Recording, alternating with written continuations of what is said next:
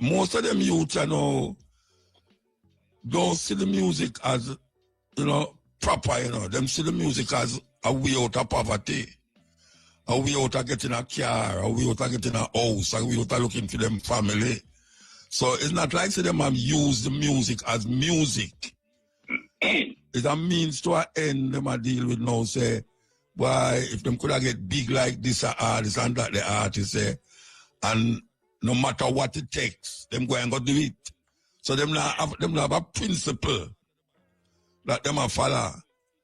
Them have a thing where say it's poverty them a work with. So when you come now with your argument about, you know, reflection of ideas and things, even if them don't see it in them community, them see it on the TV, them see it on the iPhone Wednesday night. It warmish part out there, but it cold outside there, believe you me. Serious cold are going on. Why you know all the people them who work at night, you know.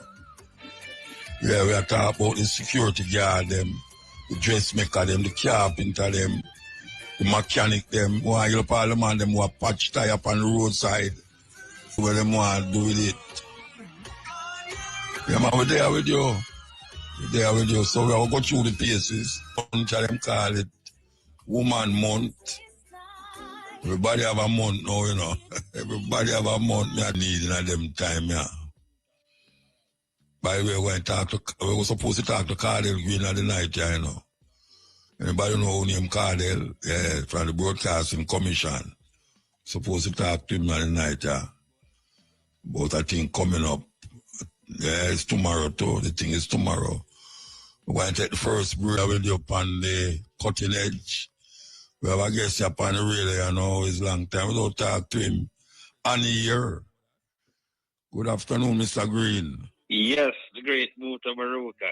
It has been in the making for a long time. Look, man, all your people ever go like say you're old man, you can't talk them over upon radio. I don't know. You need to link me directly. Them talk to me like, why you want to that late? Late, man, like him gone to in bed. No, sir. You know better than that. Anyway, for those of you who don't know who I talk to, this is the man where if you play a tune where bad of the night, you get reprimanded by him, Cardell Green from the Broadcasting Commission. Also, him deal with television too, and all the things them that not supposed to be aired at certain times of the night too. So, apart from that, we want to talk to him, but we want to talk to him about something that is going to happen tomorrow, where apparently him get me involved in. I don't know how me reach this. So you can just explain to the people then what's going to happen tomorrow. Yes, Muta. No, well, a man like you as a historian, philosopher, deep in the music, this kind of discussion cannot take place without people like you. This is a public forum, which is going to be on the internet tomorrow from 9:30 in the morning to 11. And I want people to hear what we're going to be talking about. The topic is bridging generational gaps, safe and healthy consumption of content, and that includes music. Lots of weighty things there. Safe and healthy invites wide subjectivity. And this thing about bridging generational gaps is about the need for us to understand each other, the generations. It is very, very difficult for us to build a society, build a community, program radio and television, and even the social media, through younger people who are coming into the world with different perceptions, and we, the older ones who must guide or work along them, are strangers. We need to know what frequency the youths are on, what are they thinking, why they gravitate to certain lyrics, why they react differently to different lyrics and sound. In other words, we are picking up that apart from the fact that we do know that there is a problem, we do know that we have harmful content and problematic content. Apart from that, we also know that there is a lot of judgment that goes on. Younger people judging older people judging younger people. And we might not all agree on what is good or bad music.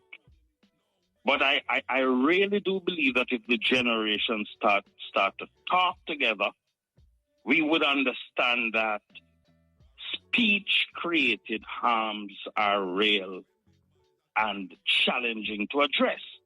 And that issue did not begin with the current generation. Sometimes when we talk about the social issues and we talk about music and challenges we have with the music, we get too optimistic, some of us in a certain generation, too optimistic about the rightness of what we have to say and too pessimistic about what other people are saying, even if it sounds like foolishness. I was reflecting the other day, I was reading something, Muta, from the great Eric Clapton. And here that brother says something that really caused me to reflect. He said it took him more than 30 years plus many people dying. He saw people like Jimi Hendrix die, Janis Joplin died. 30 years, he said it took him, plus those people dying, for him to realize as an artist that he has a responsibility to society. So we definitely need to reason with the people who are 16 and 17 and 18 and 19, just finding their footing. We have to reason with them about the expectations that we have as artists, because a lot of these youth don't come out and say them project themselves or set themselves up to be anybody priest or anybody parent. They go through their own struggle when they're going studio and them I go through for them thing, nobody don't see them. As soon as they come out with their music, everybody spotlight them. And we have to have a conversation with them to remind them about this phenomenal gift that they have as players of instruments, and to have a conversation about what is the purpose, really, of the arts. What's the purpose? Yes, you have to question through music and lyrics. You should challenge the status quo through music and lyrics. That is what Bob Marley did and Peter Tosh. You are supposed to reflect what is going on through music and lyrics, but you're also supposed to enlighten. And so the conversation really is there a lack of balance? Meaning, are we doing too much reflection? We are reflect wagwan. Whatever we observe, how we see man treat with mother, or we observe man treat at a woman, or how man behave with them gun, what we got through in our socialization. You have a lot of youth who come and they put out the worst thing when certain people receive it. And you talk to them about it and they say, I am reflecting reality. But what is the point of reflecting evil if you're not at the same time seeking to enlighten and to question your own experiences. So that is really the context of this dialogue. And you ask me, how a man like Mutabaruka coming to this, who else could moderate a conversation like that? It requires a certain intellectual depth and diplomatic dexterity and also respect across generations. And I don't believe anybody would question that. I can say something. The idea of telling a youth, say, him reflecting too much. Most of them youth, don't see the music as, proper, Them see the music as a way out of poverty, a way out of getting a car, a way out of getting a house, a way out of looking for them family. So it's not like say them have used the music as music. It's a means to an end them a deal with now, say, why if them could have get big like this artist and that the artist say, and no matter what it takes, them go and go do it. So them not have a principle that them a follow. Them have a thing where say it's poverty them a work with. So when you come now with your argument about, reflection of ideas and things, even if them don't see it in them community, them see it on the TV, them see it on the iPhone and the laptop and all them something there. It's a bounce back at them. And them say, but this is something where them can use to come out of poverty. So how you deal with a youth like that we don't see it as music? Because nowadays, a whole heap of the thing that we are going on is not music. It's just something them do. And that something create a vibes and an attitude. And them get money out of it. And then say, them reach there. How you deal with that? Well, by starting with saying they are not the only ones who did say music that way. They are not the only ones who see other people and said, that is the lifestyle I want. They are not the only ones who said, I am only going to reflect what is my experience. This has been going on from time immemorial with music. If you go back to when Bob Marley was their age, there was a similar dialogue going on about whatever it was that he was communicating. Rude boy. Or exactly. And until people took the time to hear, not just hear, but listen to the message, they could have misunderstood burning and looting tonight. Right? I mean, if Bob Marley in 2025 had been 17 years old and released a song where him said, I feel like bombing a church, know that I know the preacher is lying. That banned. No question at all about it. That is not classic music. That is heresy. That is how it would be received. So we need to have the conversation. And the reason I pointed you to Eric Clapton is to make this is a massive artist, as you know. Massive. Revered.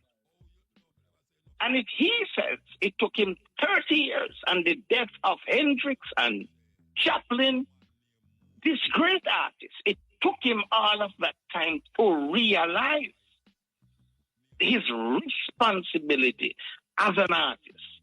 Then we have to understand that the youths are coming with a lot of limitations as well as a lot of capabilities. And if the conversation doesn't take place, all you're going to have is alienation. I want to tell you something. You say a while ago, and I will agree with you, and a lot of people listening right now will agree with you, what putting out right now. You know, boy, a music that there's no melody. Well, I am telling you something. There are no youths who are 14, 15, 16, 17. When me and you pass on muta, and them youth you know who are 14, 15, 16, 17, when them turn 45 and 50 years old, may I bet you say, them a sit down in a corner as old man and them a go say, music we're playing now in 2016 and a good music. Back in my day, when King and Tommy Lee and Chronic Law and Skilly Bang and Craft and Tommy Lee started, when them man they I make music, the best music. When you hear now and the music, no, there's going to be some truth in the continuity across generations. We have to have some measure of determining what is of high quality and low quality. But the point I'm making is that there's a lot of subjectivity in that. Music is a personal thing. And so I believe there is more to be gained in a conversation. Just a conversation about what are your perceptions? Where you understand by certain things. Because sometimes you listen to them people. Just a few weeks ago, I was at the Jamaica Pegasus as a speaker at a big meeting organized by the Ministry of Culture.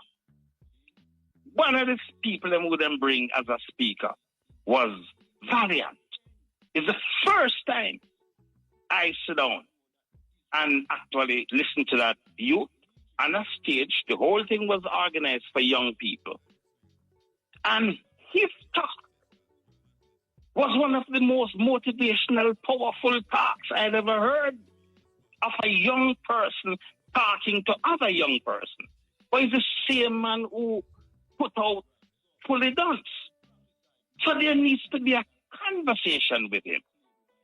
What was your intent? I mean, did you mean harm? Or is it that when you put out them song there, the truth is enough youth gravitate towards it. Because we're at school and we know that some people sit down in the back and they're not paying no attention. And somehow we can connect them to that kind of music. But I don't know. But that conversation has to take place. And I want to tell you something, Muta. When I heard Valiant at the Pegasus talking to those students and all the controversy that went on about his song, which, by the way, he did not do and he didn't speak about, it struck me. You know, perhaps the principals and the teachers should have a conversation with him before they condemn. And even if they don't have a conversation with him, don't go down the route of alienation. If I was a principal and Valiant put out Fully Done and me see my student, them a gravitate towards that. May I tell you, Muta at devotion, may I come out and greet them and enough for them language. If they call themselves dog, may I come out and may I say morning to on a dog because on a principal there,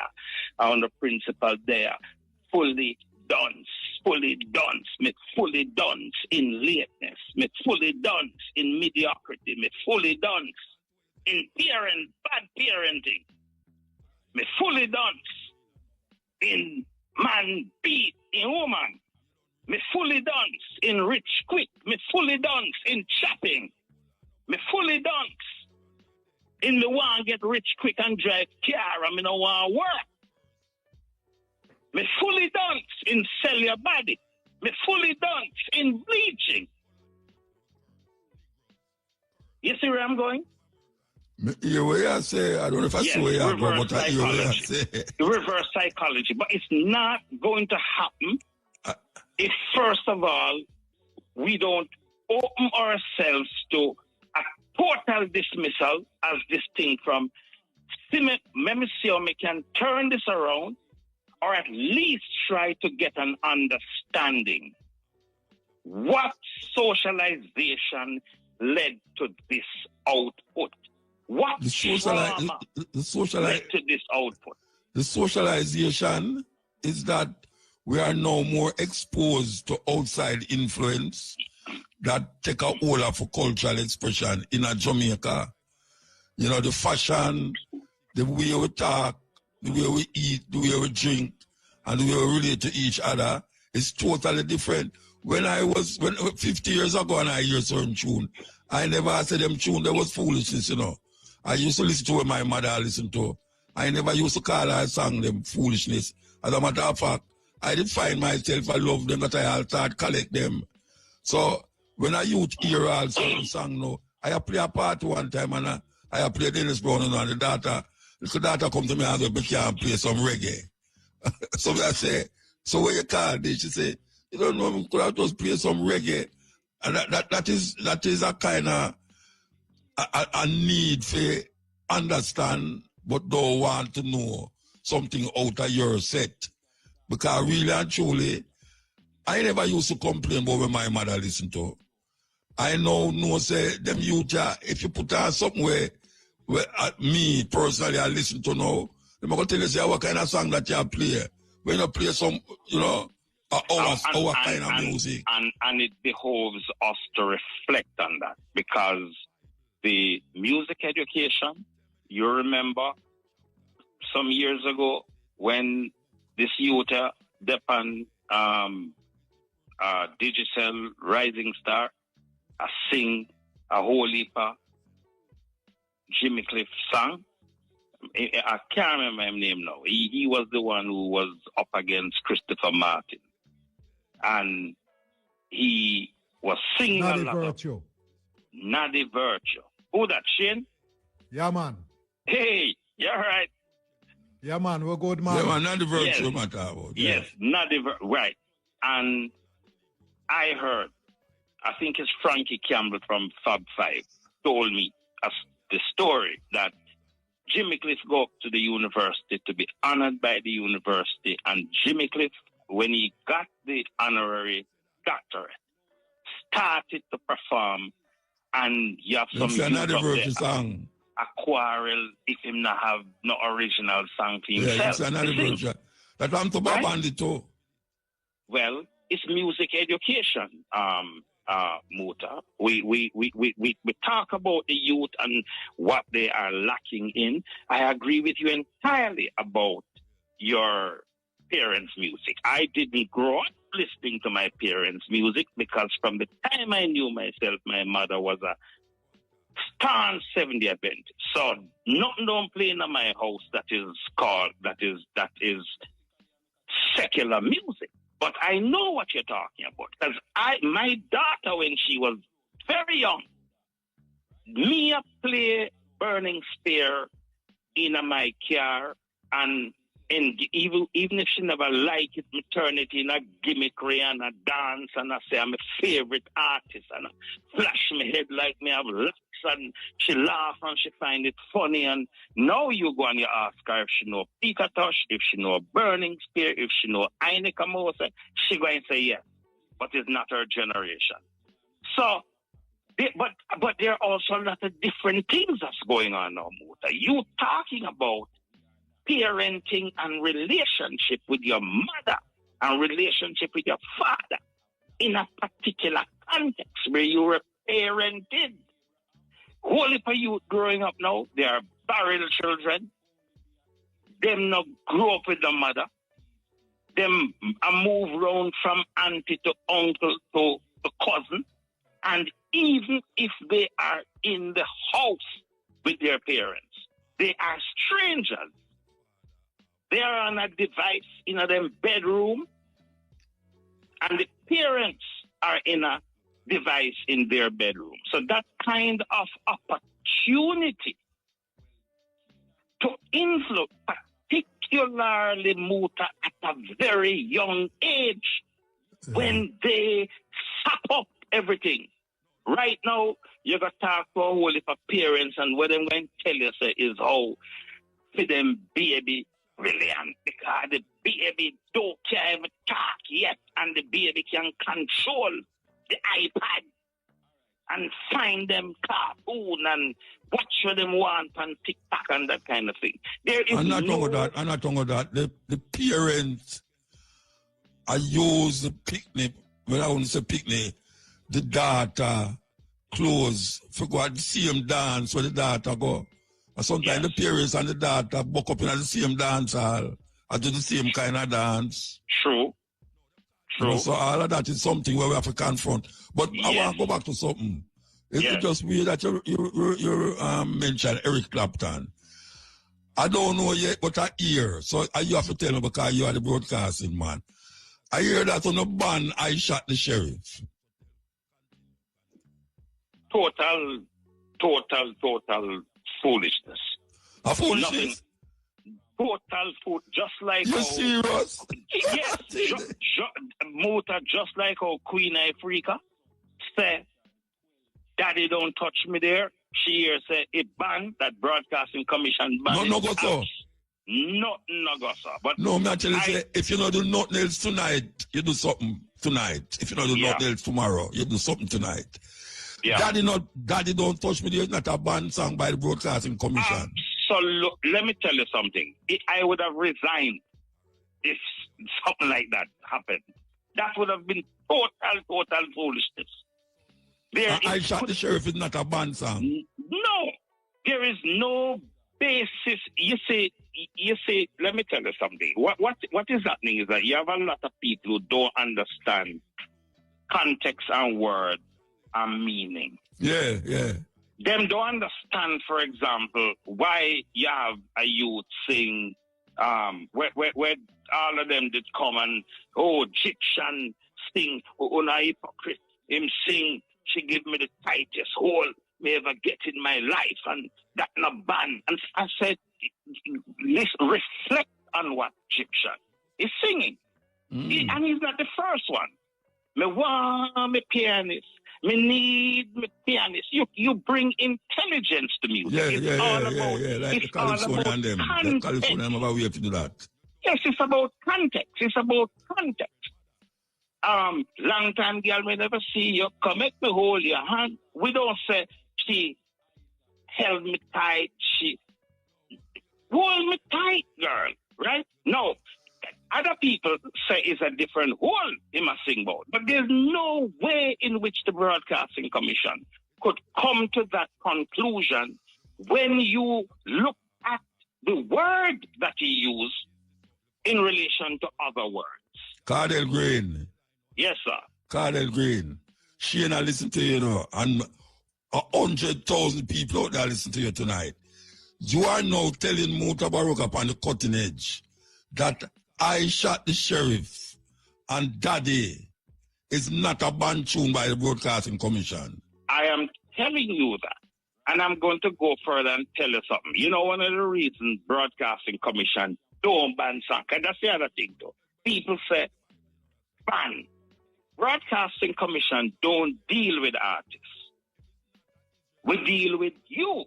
In fact, we don't even deal with Mutabaruka. We deal with the license holder for IRS. Yeah, the station. You understand what I'm saying? The so, station. Here what no. Let me tell you something.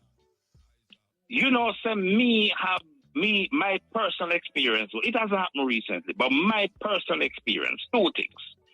You have an artist one time, we got TVJ, go do an interview, and the artist do the interview at the same time, and the artist tell me personally, say, informer management go to the newspaper and report say Broadcasting Commission ban him song as a marketing strategy. 1. 2. Media Broadcasting Commission one time with a woman a pester me about a certain song. That nothing play on radio and blah blah blah. Never hear about the song yet. Nobody don't know about the song yet. Fair song. She tried create controversy. So banning a song is the greatest marketing gift that can be given to an artist. So that's the first thing that is foolish about the notion that Broadcasting Commission ban. We don't, and people come all the time, we must put out a list of banned songs. We don't deal with artists. You have a responsibility as Mutabaruka. Shane has a responsibility at your level, just as I did when I was on radio. And ultimately, the station owners, we are the gatekeepers. The artist is not the gatekeeper. The artist is not even the gate man. So we don't really deal with artists. We reference the artists, whether good or bad. So if somebody complains, Egyptian, she gave me the tightest hole in my life, and that is slackness, and the Broadcasting Commission is obligated in law to look at it. It's a quasi-judicial body, and to adjudicate. And the station is told, yes, we have examined the song, and for these reasons, there's no violation of any I understand regulation. you clearly. I understand you clearly. Yeah. Shane. Man, may I hear you? Where's Shane there? Yes, man. Me there, man. Shane, did you hear, or is you make it up, say, I Shot the Sheriff was banned? No, I never hear that. But me there do a little search because something in my mind, I tell me say there was a thing with the Queen Africa. Yeah, Queen Africa want to come to Queen Africa. Yeah, man. So I was told that Queen Africa song that it was banned. That I start to play the Spanish version. Yeah. No, sir. How could you ban a song that is saying Yes. incest? That me I said too. That me that I was totally taken aback. Incest. A topic that is kept under the rug, and you have one artist. I cannot recall any other artist in the world, more so a female artist, to so frontally Yes. deal with a challenging topic. Yes. And, well, let me tell you something. The song I know come out when I was executive director at the Broadcasting Commission. So unless it was an executive director before me and another version of that song, there is absolutely no basis. Nothing said. Incest, daddy, don't touch me there. I'm going to tell on you one day, I swear. You're supposed to be my father. What in that could violate? And I want to tell you something. Let me go further.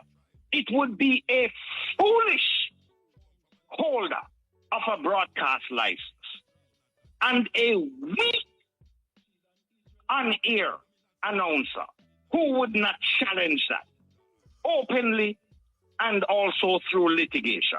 That to me would be the clearest case to challenge on the basis of freedom of expression not being violated. Regine, I'm glad to talk Una Africa bring the evidence. Una Africa bring the evidence. Me could go back to tomorrow. What will happen tomorrow? 9 o'clock muta. We are saying if you're not registered yet, go to any social media handle with the Broadcasting Commission at Broadcasting Commission.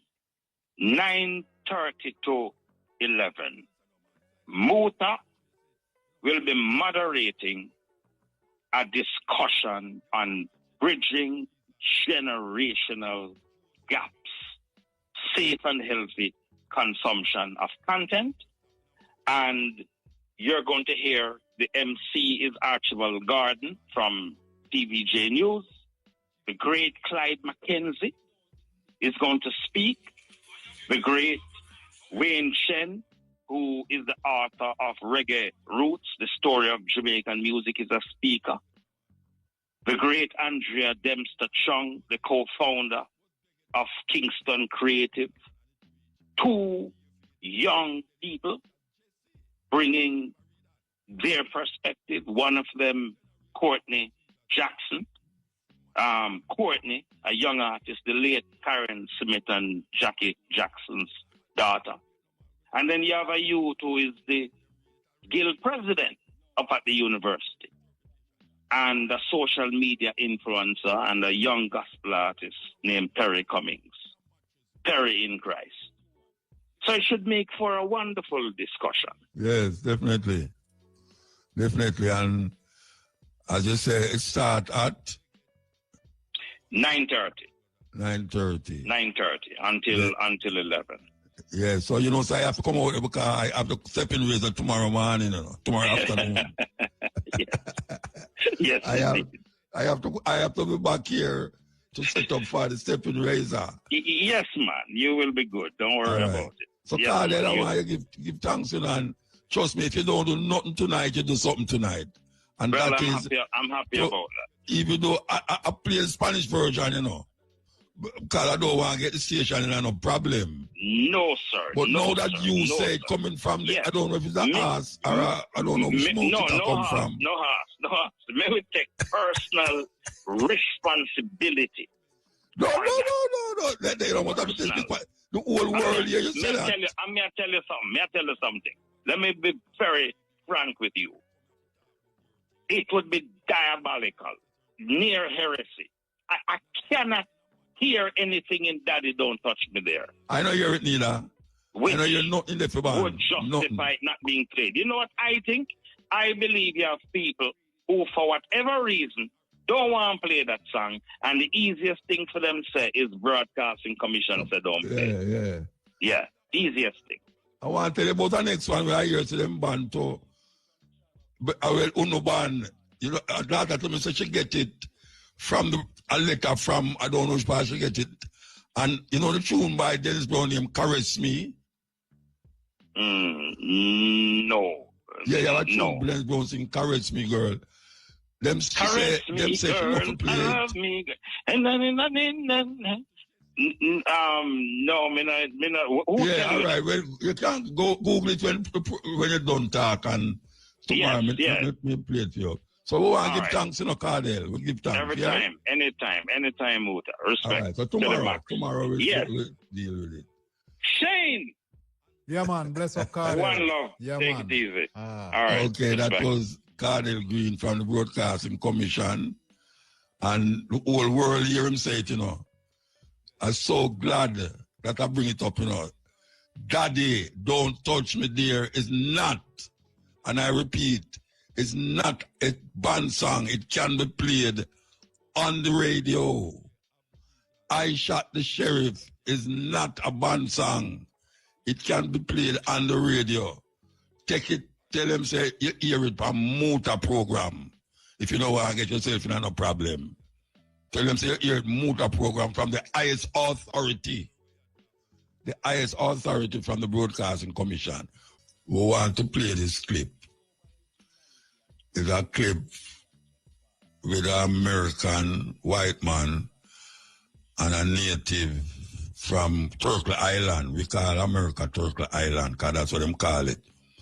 I don't know how much you know, but Manhattan is an island.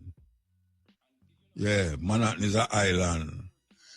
And one of the biggest real estate scam was that Manhattan was sold for $25. You hear me say? Manhattan was sold for $25. I think it's $24 too, for not making a mistake. But we want to play this clip here. Listen. The United States government is offering you a piece of land of your own. We have like that. Then how can they own it? He has a point. Of your country to take care of you. You are not my country. Mr. Durant, if we could just... To a interview. I don't know how much I know this woman named Kyombori. She's always saying some things about Africa. As a matter of fact, she's from Africa. But it's not often Jackie give me something to play up on the radio.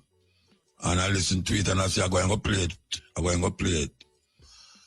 And it has to connect it to the Trump with this USAID. So those of you who don't know what USAID mean, maybe you should have really Google it, because if you don't know it now, it's a serious thing. It's an agency set up by America for international development, where them go and help people all over the globe who need help. But as you know, America not give nothing for nothing, you know. And sometimes it is all about what can you do for me, one and watch the other. We're going to play this. We're going to play this. I must listen to it keenly, this interview we have. Hi, I'm Steve Clemens, and I have a question. With the termination of tens of billions of dollars of U.S. aid and humanitarian assistance to Africa and elsewhere around the world, is this going to create waves of tragedy? Let's get to the bottom line. Thousands of USAID workers and has terminated its programs and most global humanitarian assistance. There have been some exceptions for life-saving programs, but these are small waivers amidst an onslaught of huge, massive aid cuts. Africa stands out as the most impacted.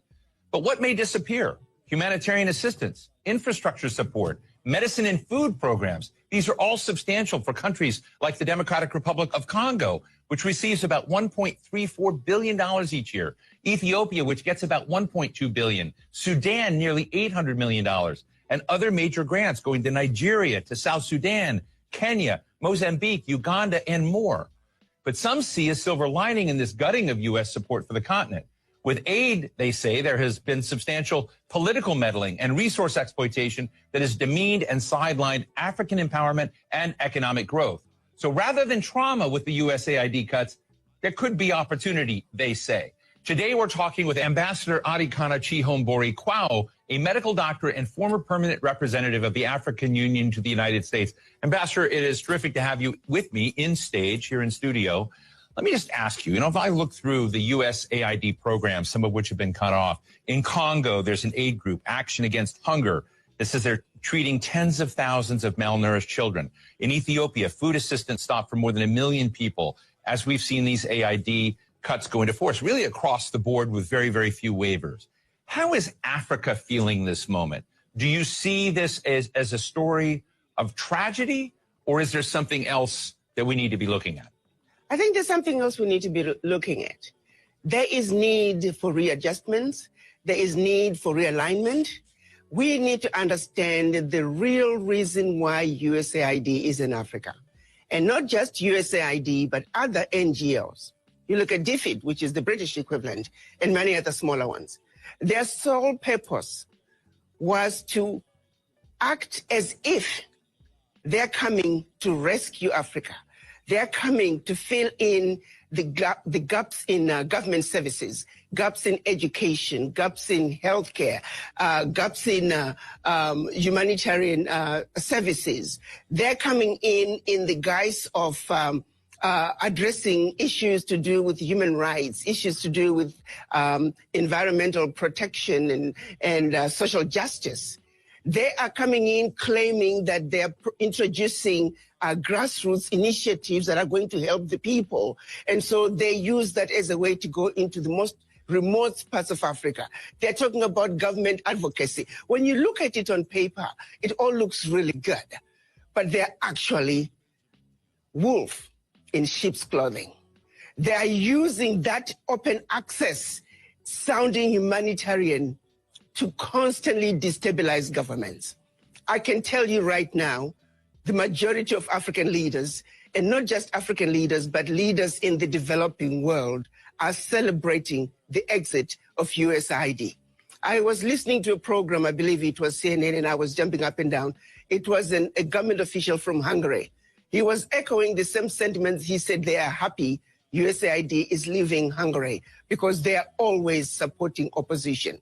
Their form of government advocacy is supporting whoever can keep the government in a turmoil. So, Ambassador, let me just jump in here for you. This is a message that I don't think many Americans hear. I think many Americans believe, not all of them, but many of them believe that AID was essentially set up for philanthropic reasons, for dealing with the HIV/AIDS crisis, dealing with the various instabilities in the region, dealing with infrastructure deficits. But you're saying that there was something else as part of that package, meddling. A major meddling agenda.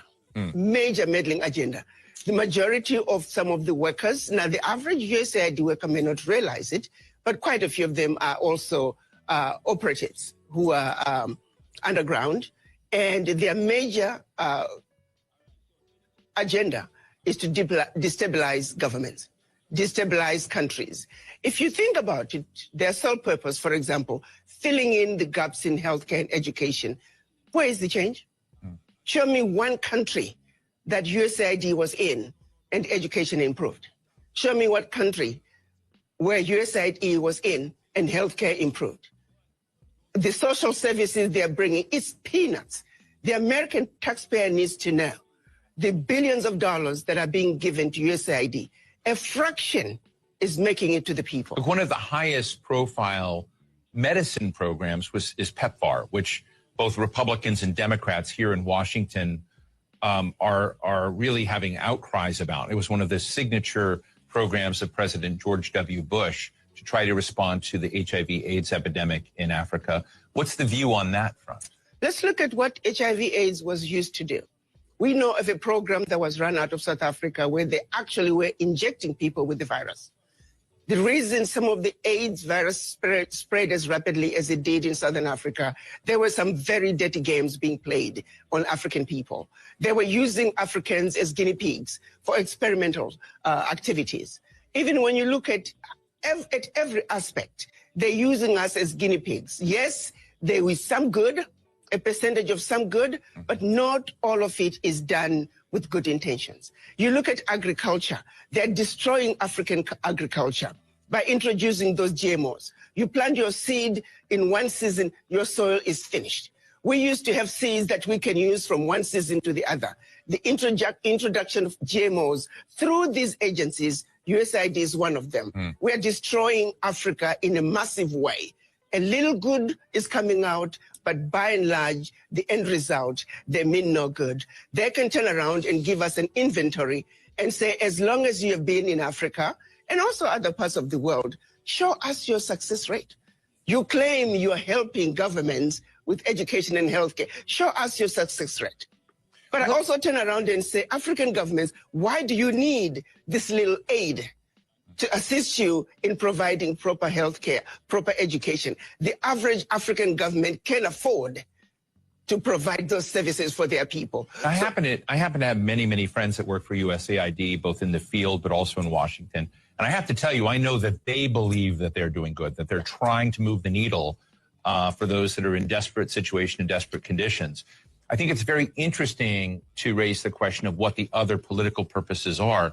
But as you sort of look at the scene now, the French are very big in aid programs. As you mentioned, the British, there are also Chinese aid programs. Are all of these programs essentially power plays and all of them need to be suspended? How do you see some of the other international programs in Africa now? Well, these are all underground covert operations. Why does Africa need them? Why do we need them? Africa has been the provider. If you look at Europe, Europe cannot survive without Africa.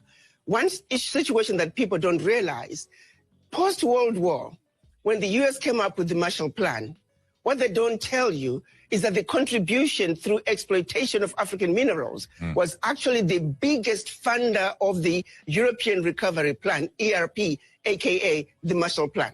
US contributed $13 billion. Which is now present day $175 billion, which, by the way, the American taxpayer must be paid back. Nobody's asking for that money back.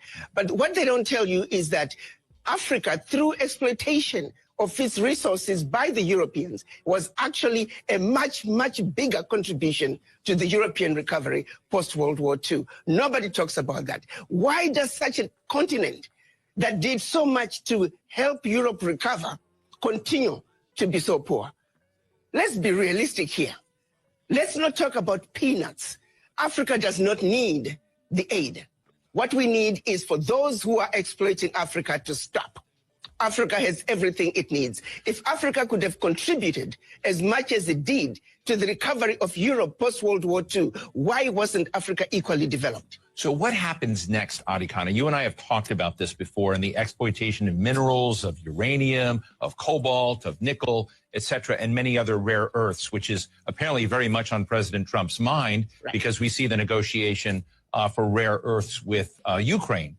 But you and I have talked about the artificially low prices and the fact that many economies in Africa don't participate in the gains and growth of the exploitation of those resources. What happens now when these aid programs are withdrawing? Does the social contract between, American mining operations or other global mining operations, does it give an opportunity for the power dynamic to shift and change? And what will that look like? I think this is a wake-up call for the African leaders. To the same extent that President Trump is saying USA first, African leaders must also say Africa first. This is a wake-up call to the African leaders to take inventory of what is really happening in their countries. Do they really need the peanuts that are coming in as aid? What is really going out? If I may use the example of what happened in Niger when the government decided they were going to take over the mining of their uranium. The French companies that were mining the uranium were paying the government 80 cents a kilo for the uranium, and then turning around and selling the uranium to the rest of the world at 200 euros a kilo.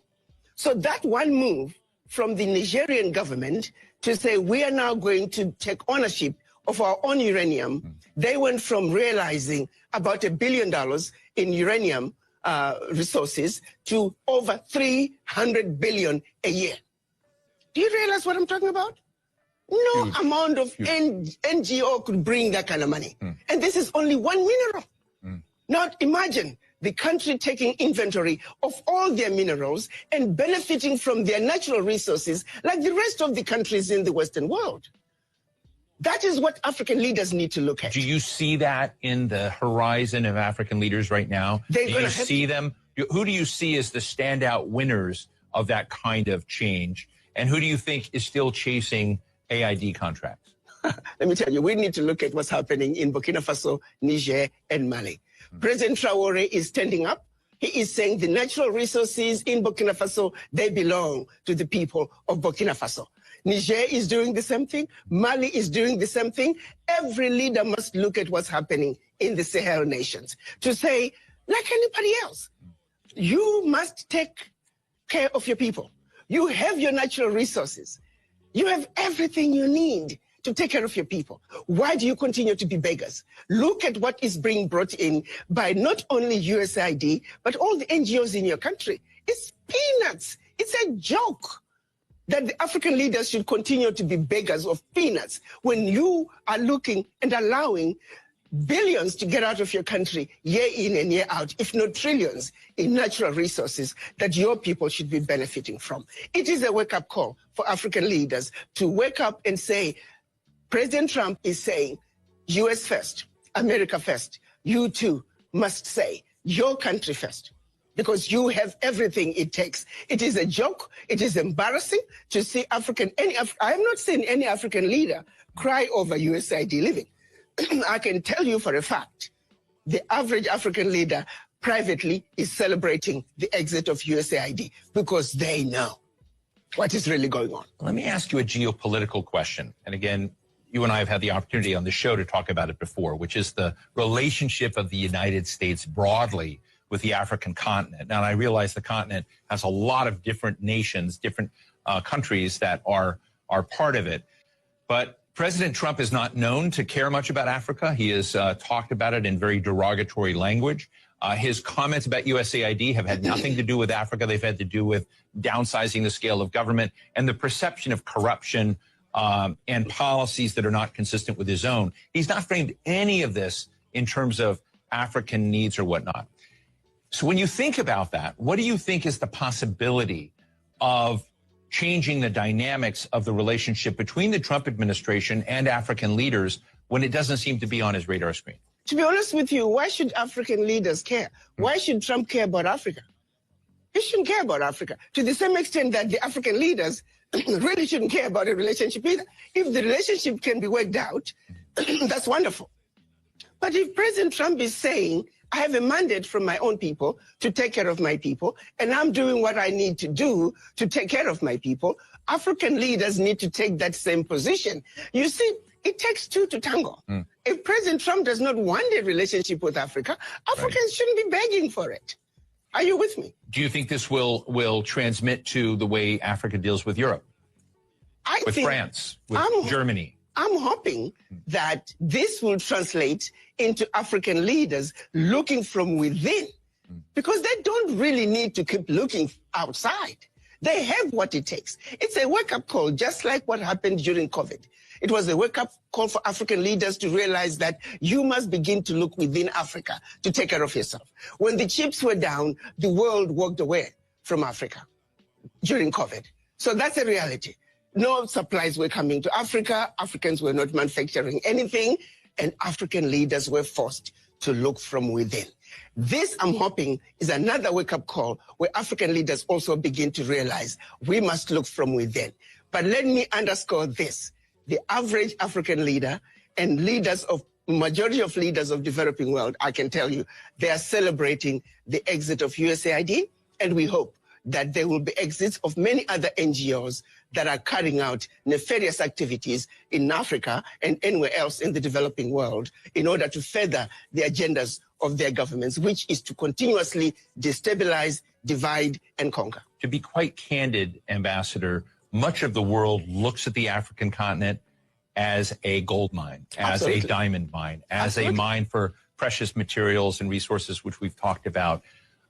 One of those other major powers, rising powers in the world, is China. Yes. China has huge stakes, and there's always been the narrative that America is not doing aid very well in Africa, that China is beating us. Bono would come out and say, hey, in all of the refugee camps and whatnot set up in Africa, even the tents say made in China, even though the United States may be providing the support. Yes. That there's a lot of both criticism and acclaim for the fact that China has been involved in recent decades in helping Africa develop its infrastructure and whatnot, to position itself better in Africa than the United States and maybe Europe have with regards to resource agreements in Africa. So is China the next villain in the story? Well, again, my position is Africans must take a position and protect their turf. China wants to come and exploit Africa. They'll get away with it to the extent that Africans allow them. The United States wants to come and exploit Africa. They'll get away with it to the extent that the Africans will allow them. The question is, does Africa have an African position when they come to the negotiating table with the world? The answer right now is no. Africa must unite. Africa must speak with one voice, and Africa must go to the world stage with one voice, one agenda, one plan that the world will have to respond. But as long as Africa is going to the world as bitty little countries, as Togo, as Eswatini, as Guinea-Bissau, Africa is fighting a losing game. Africa must unite, and Africa must speak with one voice. That is the only way a strong, united Africa can take a rightful place on the world stage and be respected and stop the exploitation. Why is it so hard? I think it's a long history. If you go back to colonization, if you go back to the Christianity and how it was introduced, how we were trained to be subservient. In Africa, the rules of the game were the same. I think that what was done to brainwash black people around the world, long before they even left Africa, we are still suffering from that legacy of colonization, the legacy of slavery, where the people in power, they themselves don't believe they can do it.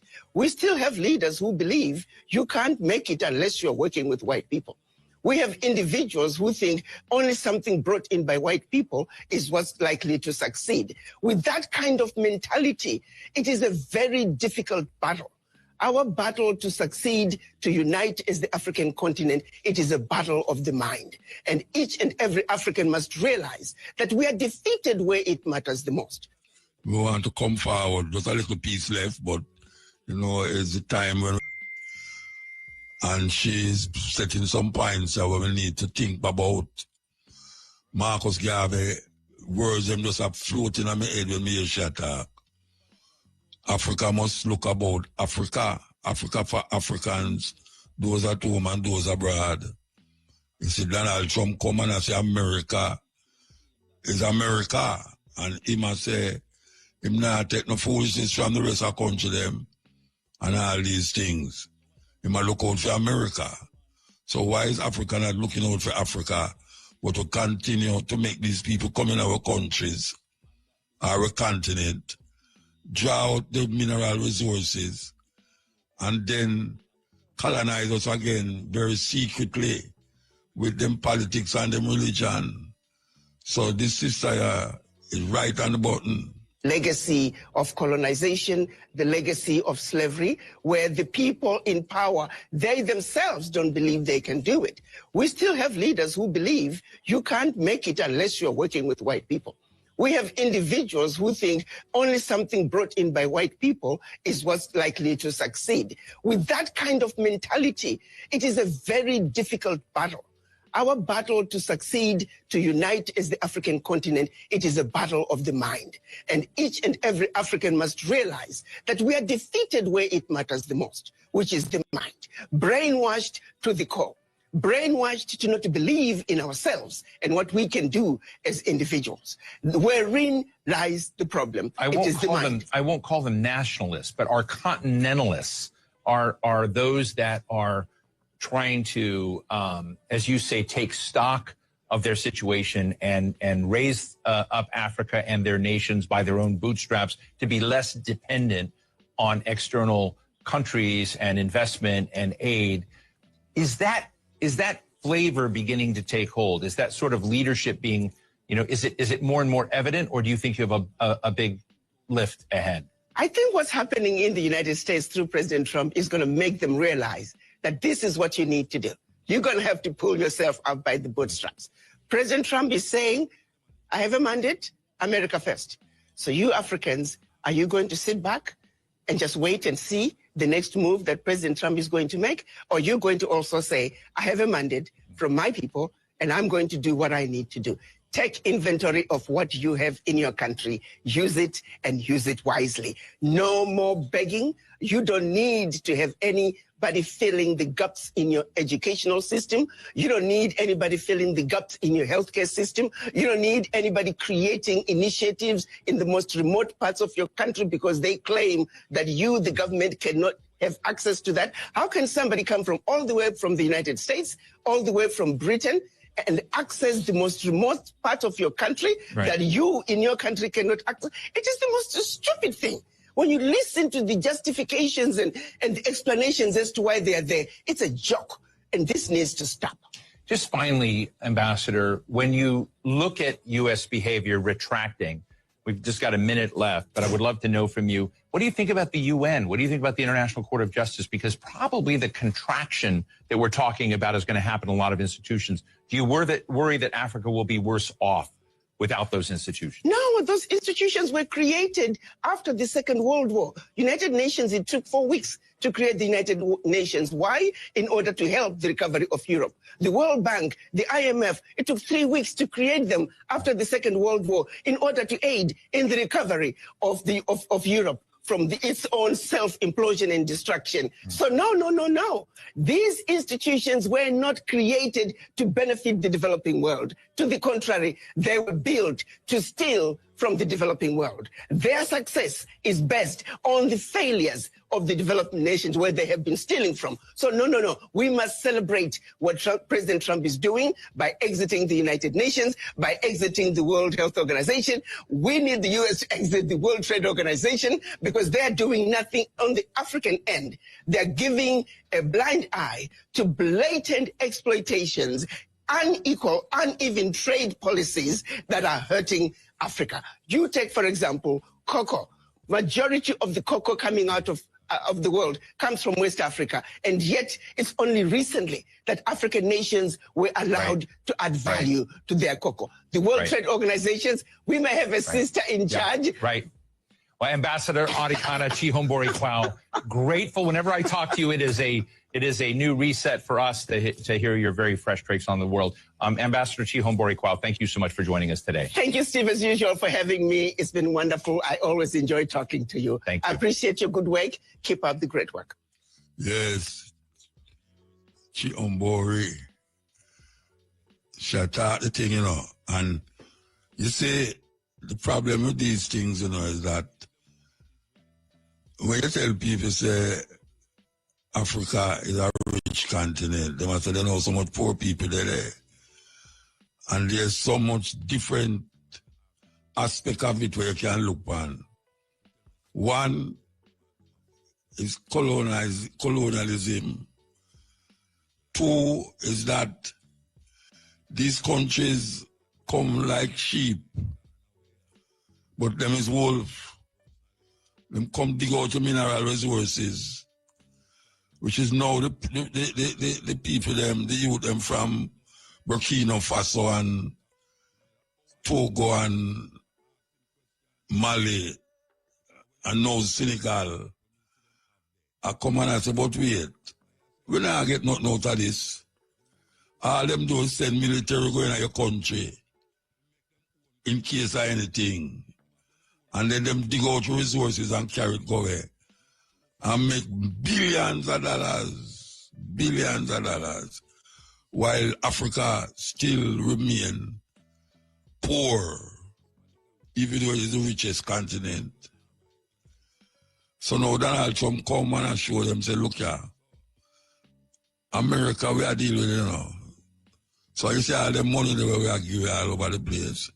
We are pull it back, and use it to help America. That is the attitude we must have, and that is the attitude of Marcus Garvey. The talk about when them say Africa for Africans. Nationalism, African nationalism, Africa for Africans. Yes.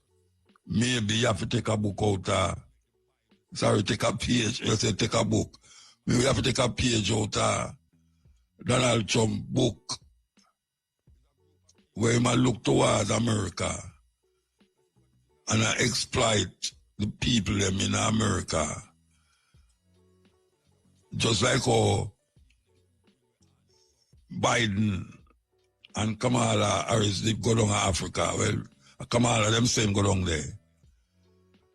To get the people them, to give them aid and money, to accept homosexual behavior and practices. They was giving away money, I think Jamaica was part of that too. LGBTQRST, LLT, FAT. They was giving them money and aid to recognize that form of behavior. The African them say, no way. And then put some stringent measures on the African leaders them. After them decide that is not part of them culture, them not accept it. Now, see our next man come again now and draw away aid.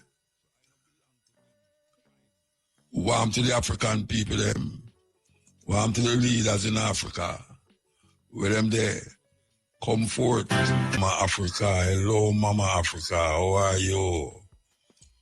Serious music, them. Listen to the words of the lady that just talked, and you realize how important Marcus Garvey words is. Yeah, man. Marcus Garvey words is that should be steering these leaders, and also us up here too. Because the leader them up here so blind and deaf and dumb and past the stage of stupidity. Serious thing. Hope you still there we want to play this.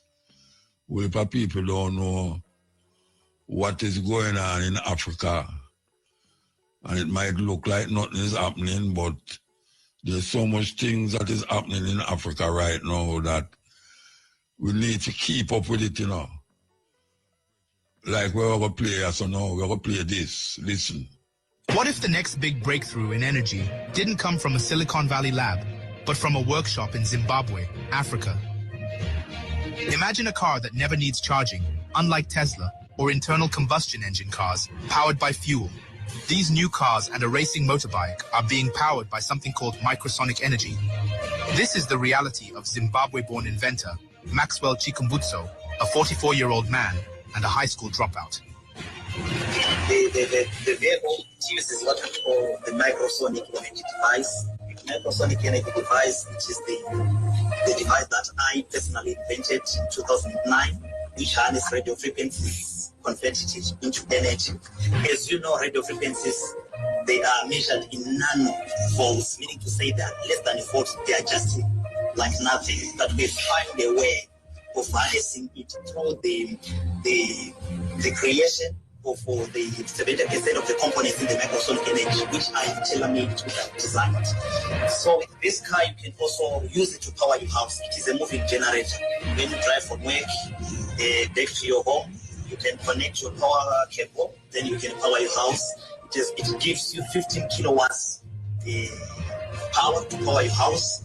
The microsonic energy-powered vehicles and motorbike will officially be launched by the President of Zimbabwe on February 10th, 2025.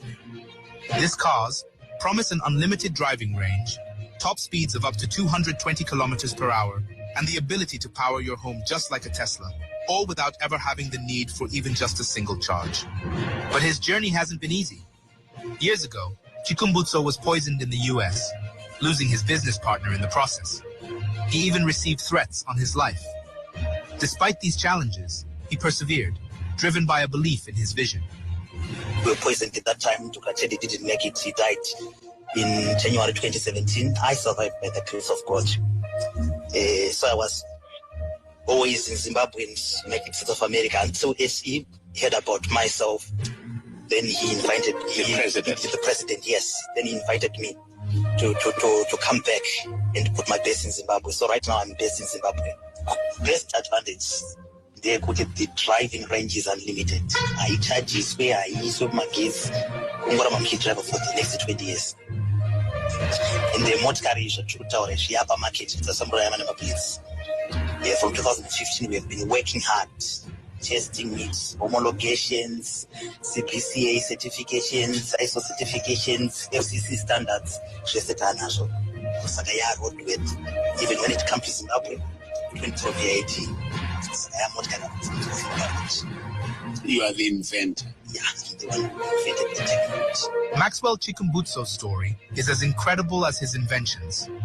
A self-taught genius, he began tinkering with gadgets in the late 90s, building radio transmitters, digital navigators, self-powering televisions, and even a turbine engine from scrap metal. He says his inspiration comes from visions, ideas that come to him in the night. Is there any other technology? With this technology, no, this is the first vehicle in the world. Where is it? Yes, Zimbabwe. This is the only vehicle. It's more than 3 million. I said, let them eat that. Come here, eat that. This was a presentation to the president of Zimbabwe, who has been the financial force behind this project. But the microsonic energy-powered vehicles will officially be launched on February 10th, 2025. The highlight of the pre-unveiling at the presidency was obviously the car, which he made in collaboration with a Chinese automaker. According to Chikumbutso, he partnered with Chinese carmaker Kaiyi to make the car, which is called the Kaiyi Safe. Chikumbutso says the car has an unlimited driving range. It does not need any charging. It just works, just like that, and it can hit a top speed of 220 kilometers per hour, as well as power your house, just like a Tesla. So according to Chikumbutso, the deal is, Kaiyi provided the vehicle, and he basically installed the microsonic motor into the vehicle. If fully produced, the vehicles could cut Zimbabwe's fuel imports, and Chikumbutso suspects that the oil and vehicle manufacturers in the United States could have had a hand in his poisoning. Soon, Zimbabwe will launch to the world what her young minds can do for the country and humanity, said the president. Please support our effort to scout the internet and bring forth uplifting updates about the mother continent every now and then by donating a super thanks of any amount. Yes, that's what's happening in Africa. Too much time we hearing the bad things and this and that. But imagine, you know, Tesla is the thing now. By the way, you hear them I do with Tesla. For those of you who don't know, Tesla is a car. I see one of them out here too, a white one out here, you know. Well, apparently, many people demonstrating against Elon Musk all over the world, not only in America, all over the world. Because not only that him make a Nazi signal on stage, you know, him also attack in South Africa now because him make Donald Trump start to lick in South Africa. Him being a African, born in Africa, South Africa, and was privileged. He was one of the privileged white them under apartheid who used to benefit from black labor and now become one of the richest man in the world. And because the African them decide, say, they will have a land reform in that 70% of the land is owned by 7% of the population. I know the population is white, 7% is white people. Can you imagine 70% of your land is owned by some foreigners who come there and have your great-great-grandfather and mother in a bondage? And now when you come and say you're going to make some new laws to govern the acquisition of land, that the land can be equally distributed amongst the population, you come here now and say, he's a terrible person. And this is what Elon Musk did. And then Donald Trump take it up and say, I'm going to lay certain sanctions upon South Africa. And you know, the South African, them was the one who did actually raise up and say Netanyahu is a murderer. He should be brought to the court of justice. And they did carry him to the court of, the International Court of Justice, criminal court, and say him is a criminal, him is wanted. Well, so far, him don't go in a country where they would have a lamp on him. The country them where him going is countries where sympathetic to for him cause. So now we say, him still depend the loose in a Gaza, still a kill people and a bomb people, and still recognized by Donald Trump. As a matter of fact, Donald Trump just sent him a massive amount of weapons. Massive amount of weapons. So you see that the American system is not different. It look different sometimes, but it's not different. Because the same thing the whole of them are defend. Same thing the whole of them are defend. That's why when we listen to all the sister we talk a while ago, we say, we need the aid from them for them aid connected to other things. Them aid connected to other things, and we have to realize that. We can't just go on like we are more dummy and puppet pan string, so we have to recognize that them are look out for themselves. And we are going like we want to look out for them. We take a break and come for. The first non-African people came to Egypt, otherwise called the Hyksos, in 1675 BC. The Africans there were already in the 13th dynastic period. They had built every pyramid you saw there before. They had done the S-turn in the Nile. They built every one of the major temples that had already been built, including the Grand Lodge of Luxor. The first European to come there did not arrive until the Greeks arrived with Alexander II, the son of Philip of Macedonia. Look, I'm a college graduate. I never heard all this stuff. Because they didn't intend to teach you that. They can't tell you that you're inferior and teach you that you taught Egypt, Europe. The first Europeans to be civilized by the Africans were the Greeks. When you heard of Homer, the first European to have written anything, you couldn't miss that. They said that Homer wrote the Iliad and the Odyssey. And that was not until 833 BC. The Africans had already in 255,000 at the Tassili Mountain. They had the civilian period, first, second, and third, the pre-dynastic period, all the way up. The Africans had produced men like this, Imhotep, the multi-genius that designed the step pyramid of Saqqara, the first man to be a physician that even Hippocrates, the so-called father of medicine, is giving him credit and calling him the god of medicine. The Greeks changed his name from Imhotep to Aesculapius. There he is. The Arab conquerors. The Arabs didn't come to Egypt until 640. The first non-African people came to Egypt, otherwise called the Hyksos, in 1675 BC. The Africans there were already in the 13th dynastic period. They had built every pyramid you saw there before. They had done the S-turn in the Nile. They built every one of the major temples that had already been built, including the Grand Lodge of Luxor. The first European to come there did not arrive until the Greeks arrived with Alexander II, the son of Philip of Macedonia. Look, I'm a college guy, but I never heard all this stuff. Keeps me puzzled.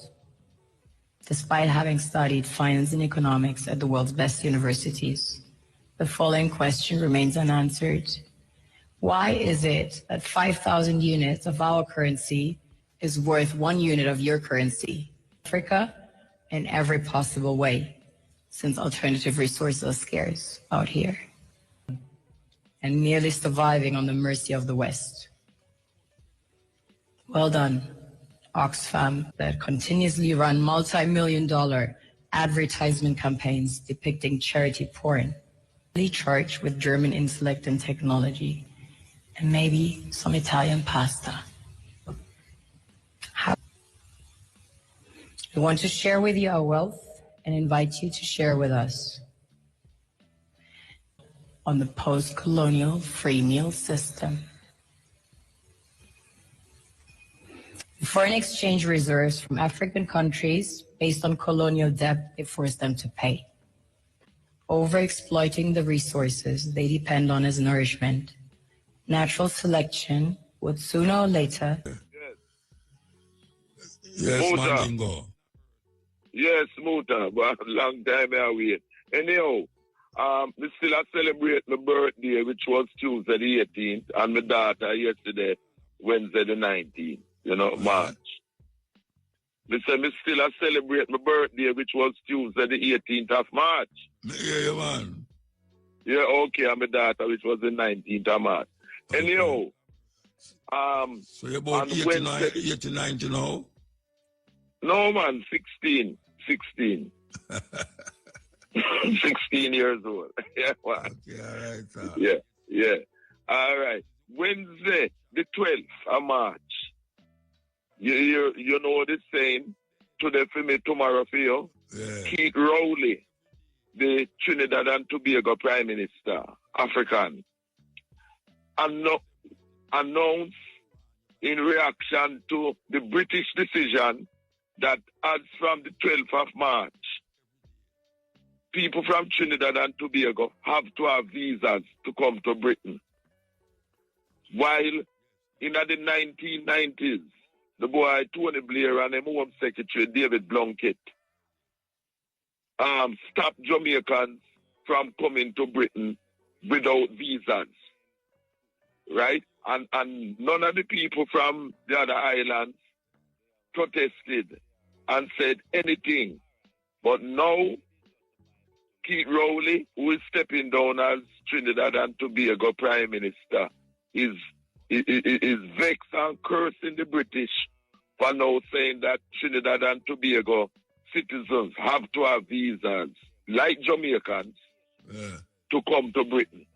You see the double standard. When it never affected them, it was no big thing. But now, I see Britain wicked and that type of thing. Yeah, man. And we know, say, when they bring it against Jamaicans, the boy Tony Blair and David Blunkett, it's racism. Because the vast majority of Jamaicans are Africans, as we know, and that type of thing. In fact, I have a brethren in Trinidad that when him and him Trinidadian wife used to come, him have to get visa, and him wife, even though Trinidad and Tobago is a republic and Jamaica is not a republic up to this day as we talk, him had to get visa. So now, since the 12th of March, them in the same discrimination thing where we have it as Jamaicans. And we know Jamaica must become a republic. We can't be so-called independent and have a foreign European as our head of state. And PNP and GLP are play around with this thing with all kind of excuses not to get rid of the slave mentality. And we have to get rid of the Privy Council too.